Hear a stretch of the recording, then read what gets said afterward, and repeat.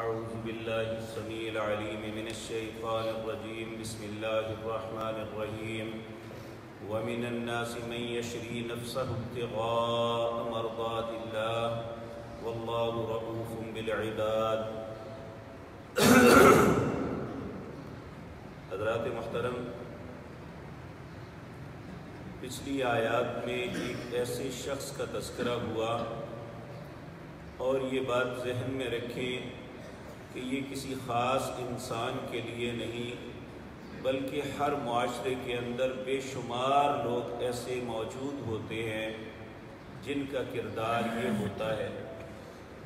وہ کردار کیا تھا کہ وَمِنَ النَّاسِ مَن يُعْجِبُكَ قَوْلُهُ فِي الْحَيَاةِ الدُّنْيَا، لوگوں میں ایسے لوگ ہیں جن کی باتیں بڑی خوبصورت ہوتی ہیں اور لوگ ان کی باتیں سن کے دنگ رہ جاتے ہیں، ان کے دھوکے میں آ جاتے ہیں کہ یہ اتنی پیاری اور اتنا اس کا ذہن اور اتنی خوبصورت گفتگو، یہ خود کتنا اچھا ہوگا۔ وَيُشْهِدُ اللَّهَ عَلَى مَا فِي قَلْبِهِ، اور وہ اپنی باتوں کا یقین دلانے کے لیے قسمیں بھی اٹھاتا ہے۔ اللہ فرماتے ہیں وَهُوَ أَلَدُّ الْخِصَامِ، حالانکہ اندر سے وہ بہت سخت جھگڑالو ہے، یعنی بدترین انسان ہے، زبان سے کچھ ہے، اس کے من کے اندر کچھ ہے۔ وَإِذَا تَوَلَّى سَعَىٰ فِي الْأَرْضِ، جب وہ لوٹ کے اپنے منصب پہ جاتا ہے، وَيُهْلِكَ الْحَرْثَ وَالنَّسْلَ، اس کی ساری کوشش لوگوں کو اجاڑنے، برباد کرنے، صرف اپنے مفادات کے حصول تک ہوتی ہے معاملے۔ تو اللہ رب العزت فرماتے ہیں وَاللَّهُ لَا يُحِبُّ الْفَسَادِ، یہ بات یاد رکھیں کہ اللہ فسادیوں کو کبھی پسند نہیں کرتا، ان سے محبت نہیں کرتا۔ تو اگر ان کے کردار کو کوئی شخص پہچان جاتا ہے اور انہیں کہتا ہے وَإِذَا قِيلَ لَهُ اتَّقِ اللَّهَ، اسے کہتا ہے اللہ سے ڈر، کیا کر رہا ہے تو اتنا گھنونا کردار کہ زبان سے کچھ کہتے ہو، لوگوں کے ہمدرد اور خیر خواہ بنتے ہو اور اندر سے پورے معاشرے کو تباہ کرنے کا معاملہ۔ وَإِذَا قِيلَ لَهُ اتَّقِ اللَّهَ، اسے کہا جاتا ہے کہ اللہ سے ڈر جا، أَخَذَتْهُ الْعِزَّةُ، پھر اسے عزت پکڑ لیتی ہے، مجھے کہا ہے اللہ سے ڈر جا، مجھے۔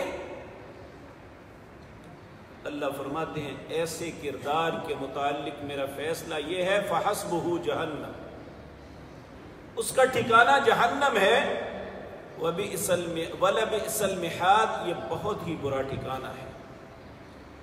اب ایک دوسرا کردار بھی ہے، وہ ہے جس نے اپنے نہ مال کا لحاظ رکھا نہ اپنی جان کا، سب کچھ اللہ کے حضور بیچ دیا کہ جو میرا رب چاہے گا میں وہ کروں گا۔ یہ بظاہر آیت نبی کریم صلی اللہ علیہ وسلم کے ایک صحابی صہیب رومی کے متعلق اتری تھی۔ یہ روم سے آئے مکے کے اندر، انہوں نے یہاں پہ کاروبار کیا، یہاں ان کا رشتہ دار کوئی نہیں تھا، باہر سے آ کے آباد ہوئے تھے، یعنی روم سے آئے اور مکے میں آباد ہو گئے، کاروبار کیا، اللہ نے کاروباروں میں بڑی وسعت عطا فرمائی۔ پھر نبی کریم صلی اللہ علیہ وسلم کو جب اللہ نے نبوت سے نوازا، آپ کی خوبصورت باتیں ان کے دل پہ اثر کیا اور یہ مسلمان ہو گئے۔ جب ہجرت کا حکم ہوا تو یہ بھی اپنا مال اسباب لے کے چل پڑے کہ میں ہجرت کر کے مدینے چلے جاتا ہوں۔ اہل مکہ کو پتا چلا کہ صہیب جا رہا ہے اپنے مال لے کے، تو دل میں یہ آیا اس کا کون سا خاندان یہاں پہ، خاندان ہوتا بھی تو خاندانی لوگوں کے ساتھ بھی انہوں نے یہی کچھ کیا تھا۔ وہ آڑے آگے کہنے لگے بھائی کہاں کا ارادہ ہے؟ کہنے لگے میں ہجرت کر کے مدینہ جا رہا ہوں۔ کہنے لگے یہ جو مال ہے یہاں سے کمایا ہے تم نے۔ یہ کفار پوری بدماشی کرتے ہیں ہمیشہ، اہل باطل اہل حق کے ساتھ بدماشی کرتے ہیں، یہ چھوٹی سی بات نہیں ہے کہ یہاں سے کمایا ہے، بھائی انہوں نے نہ تو چوری کیا ہے، کاروبار کر کے کمایا ہے، اور اس میں کمانے میں تم نے بھی کمایا ہے، کیا اس پہ دوسرے کا حق ہو سکتا ہے؟ یہاں سے کمایا ہے جو، اس لیے یہ واپس کرو۔ اب ایک طرف اسلام ہے، ہجرت ہے، رسول اللہ کا ساتھ ہے، اور دوسری طرف زندگی کا سارا متاع ہے۔ اب ایسے وقت میں کیا فیصلہ ہونا چاہیے؟ حضرت صہیب رضی اللہ تعالی عنہ، اللہ ان کی قبر کو نور سے بھر دے اور جنت میں اعلیٰ درجات سے نوازے، انہوں نے کہا اگر میں مال دے دوں گا تو مجھے نہ جانے دو گے؟ آپ اندازہ فرمائیں کہ یہ کیسی شخصیت تھی کہ اپنی ساری زندگی کے اثاثے دے دیے اپنے دین کو بچانے کے لیے، رسول اللہ کے ساتھ کو بچانے کے لیے۔ اور اللہ رب العزت فرماتے ہیں وَمِنَ النَّاسِ، لوگوں میں ایسے لوگ بھی ہیں، سارے وہ گندے ہی کردار کے نہیں، لوگوں میں ایسے کردار کے لوگ بھی ہیں مَن يَشْرِي نَفْسَهُ ابْتِغَاءَ مَرْضَاتِ اللَّهِ، جنہوں نے اپنی جان کو بھی بیچ دیا اللہ کی رضا کے لیے۔ اور یہ صرف صہیب ہی نہیں تھے، صحابہ کرام رضوان اللہ علیہم اجمعین میں اتنے لوگ تھے کہ انسان ان کے واقعات پڑھ کے کانپ جاتا ہے۔ مکہ میں ایک نوجوان تھا جس کا نام عبداللہ تھا، یہ ایک بہت لینڈ لارڈ باپ کا بیٹا تھا، خوبصورت بھی بڑا تھا، اور اس کی کیفیت یہ تھی کہ یہ جو لباس ایک دفعہ پہنتا دوبارہ نہیں پہنتا تھا۔ ایک ہوتا ہے نا دھلا کے صاف ستھرا پہن لینا، جو لباس ایک دفعہ پہن لیا وہ دوبارہ نہیں پہننا، جو جوتا ایک مرتبہ پہن لیا دوبارہ نہیں پہننا۔ جب یہ دوپہر کے بعد تیار ہو کے اپنے گھر سے نکلتا تھا تو مکے کی عورتیں چھتوں پہ چڑھ کے دیکھتی تھی کہ آج عبداللہ کون سا لباس پہن کے نکلا ہے۔ یعنی اتنی زندگی میں آسائش تھی کہ انسان سوچ نہیں سکتا، آج کے زمانے میں نہیں سوچ سکتا۔ اللہ کی قدرت، اس کے دل میں بھی ایمان نے گھر کر لیا، مسلمان ہو گیا۔ جن دنوں مسلمان ہوا نبی کریم صلی اللہ علیہ وسلم اور ساتھی ہجرت کر کے جا رہے تھے اور آپ تشریف لے گئے۔ اس نے بھی ارادہ کیا میں بھی چلا جاؤں۔ اس کا باپ فوت ہو چکا تھا، اس کا چچا جو ہے وہ اس کی کفالت کرتا تھا، یعنی باپ کے جتنے اثاثے تھے چچا کے پاس تھے، اور وہ بھی بڑی محبت کرتا تھا اپنے بھتیجے کے ساتھ۔ اب جب یہ مسلمان ہو گیا، اس نے یہ کیا، ایک سواری اونٹ لیا اور اونٹ کے اوپر جتنا سامان لاد سکتا تھا اپنی زندگی کا تھوڑا سا اثاثہ وہ اس پہ لادا اور چل پڑا۔ اس کے چچا کو پتا چلا کہ عبداللہ جو ہے یہ مدینہ جا رہا ہے، یہ بھاگتا ہوا رستے میں آیا اور اسے روک لیا،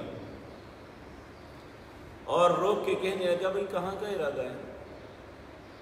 کہنے لگا چچا میں مسلمان ہو گیا ہوں، اب میں مدینے جا رہا ہوں۔ کہنے لگا یہ ساتھ کیا ہے؟ کہنے لگا مال۔ کہنے لگا یہ کس کا ہے؟ کہنے لگا میرے باپ کا۔ کہنے لگا باپ تیرا مر گیا ہے، اب یہ میرا مال ہے۔ کہنے لگا چچا اگر مال دے دوں تو جانے دو گے؟ کہنے لگا ہاں دے دوں۔ اونٹ سے مال اتارا اور اسے دے دیا۔ کہنے لگا اونٹ بھی میرا ہے، اونٹ بھی دے دیا۔ یہ کفر کے دل میں ترس نہیں ہوتا اور شرم بھی نہیں ہوتی۔ کہنے لگا یہ جو کپڑے پہنے ہوئے ہیں یہ بھی میرے ہیں۔ زبردستی کپڑے اتار کے ننگا کر دیا۔ ماں دیکھ رہی تھی، اسے ترس آیا، گھر میں ایک پھٹا سا کمبل تھا، اس کے 2 ٹکڑے کر کے بیٹے کی طرف پھینک دیے۔ ایک اس نے اپنے جو ہے سطر کو ڈھانپنے کے لیے لپیٹ لیا، ایک اپنے کندھے پہ آدھا رکھ لیا، اور جوتے تک اترا لیے۔ اب یہ شخص جس نے ساری زندگی اتنی آسائشوں میں زندگی بسر کی تھی، اس کے تن پہ کپڑا بھی اچھا نہیں ہے، سارا کچھ اتر گیا، سب کچھ چھین لیا گیا، سواری بھی لے لی گئی۔ اب اسی حالت میں یہ شخص مدینہ کی طرف چل پڑتا ہے۔ جن لوگوں نے مدینہ منورہ کا رستہ دیکھا ہے انہیں علم ہوگا، مکے سے نکل کے تقریباً 70 میل تک کالے رنگ کے نکیلے پتھر ہیں، وہاں پہ ننگے پاؤں رکھنا مشکل ہے۔ 496 کلومیٹر کا رستہ، کوئی ٹرین، کوئی بس، کوئی کچھ نہیں ہے، پیدل جا رہا ہے، اور ہاتھ ساتھ کھانے کے لیے کوئی توشہ بھی نہیں ہے۔ نہ معلوم کس حالات میں کیسے طریقے سے یہ پہنچا ہوگا۔ جب مدینہ منورہ کے قریب پہنچا تو اللہ نے وحی کر کے اپنے نبی جناب محمد الرسول اللہ صلی اللہ علیہ وسلم کو کہا کہ ایک شخص مدینے سے آ رہا ہے، آپ مدینے سے باہر نکل کے اس کا استقبال کریں۔ جس نے اپنی ہر چیز کو اللہ کے لیے دے دیا، اللہ اس کی قدر کتنی کرتے ہیں۔ نبی کریم صلی اللہ علیہ وسلم اللہ کے حکم کی اطاعت میں اپنے ساتھیوں کو ساتھ لیا، مدینے سے باہر مکے کے رستے پہ آ گئے۔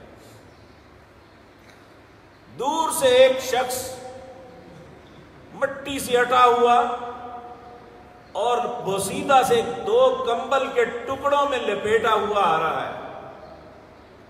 جب قریب آیا تو آپ نے پہچان لیا یہ تو عبداللہ ہے۔ آپ کے دل کو بڑی تکلیف ہوئی کہ اس نے کتنی آسائشوں میں زندگی بسر کی ہے اور یہ اسلام کی وجہ سے اس کے ساتھ یہ معاملہ ہوا۔ آپ اس کا استقبال کیا، بڑا پیار کیا اسے، اور ساتھ لے کے مدینہ منورہ میں تشریف لانے لگے۔ رستے میں چلتے چلتے کہتے ہیں عبداللہ، پہلی بات تو یہ لات ایک بت کا نام تھا۔ عبداللہ کا مطلب ہے لات کا بندہ۔ آپ نے فرمایا اب تو لات کا بندہ نہیں، اب تو عبداللہ ہے، اللہ کا بندہ ہے، آج کے بعد تیرا نام عبداللہ ہے۔ اور ان کا نام ہی یہ پڑ گیا عبداللہ ذوالبجادین، کمبل کے 2 ٹکڑوں کو اوڑھنے والا عبداللہ۔ چلتے چلتے اچانک نبی کریم صلی اللہ علیہ وسلم نے فرمایا عبداللہ، میں جو کچھ تیرے پاس تھا وہ کچھ تو میں تمہیں نہیں دے سکتا، لیکن پھر بھی مجھ سے کچھ مانگو، میں اللہ سے تیرے لیے دعا کروں، اللہ تمہیں عطا کر دے۔ آپ غور فرمائیں، ایک شخص جتنی آسائشوں میں آیا تو کیا اس کی طلب ہو سکتی ہے کہ مجھے واپس وہ آسائش مل جائے؟ لیکن کہنے لگا یا رسول اللہ مجھے اسلام مل گیا، سب کچھ مل گیا، مجھے کچھ نہیں چاہیے۔ آپ نے بار بار اصرار کیا تو کہنے